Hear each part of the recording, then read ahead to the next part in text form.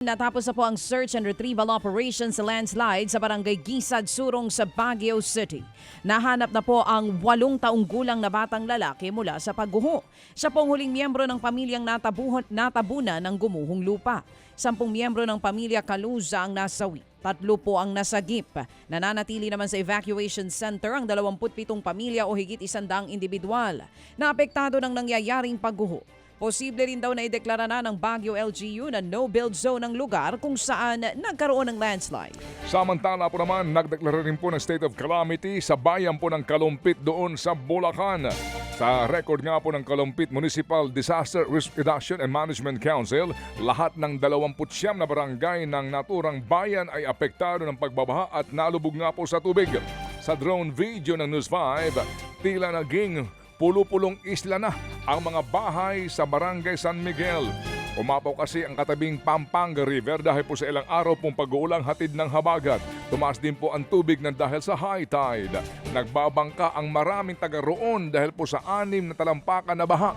Isa ho ang bayan ng Kalumpit sa mayroon pong pinakamaraming flood control projects na naitala sa lalawigan ng Bulacan. Kaya nga maganda yung panawagan ni Mayor Benji gawin natin ang halalan sa panahon po ng tag-ulan kasi baka na naman umaraw malimutan ng mga taga-Bulacan ang ginawang pagnanakaw ng ilang opisyal ng bayan sa pera nakalaan para sa inyong mga flood control projects. Lubog din po sa hanggang hitang baha ang bayan ng Bulacan. Hindi na makatawid sa tubig ang mga motorsiklo sa taas po ng tubig sa Barangay Perez.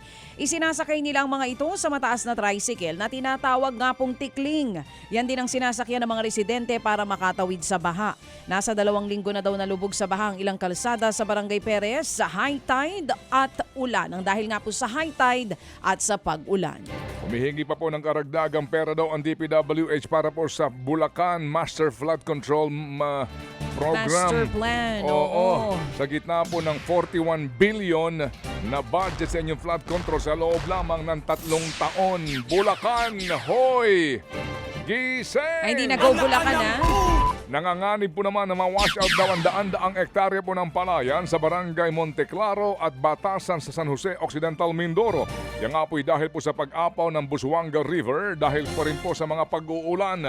Unti-unti na rin pong gumuguho ang Farm to Market Road sa Barangay Monteclaro.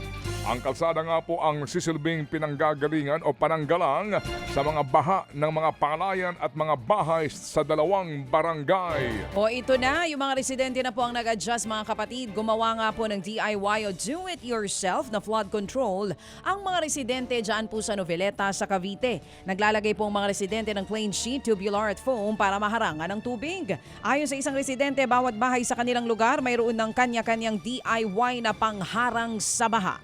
Nagtulong-tulong daw sila sa paggawa nito. Minuminuto naman daw na nag-aanunsyong barangay officials ng level ng tubig sa kanilang ilog. Sa mga mababang lugar naman, mayroon din silang water pump para maibalik sa kalye ang tubig na pumapasok sa looban.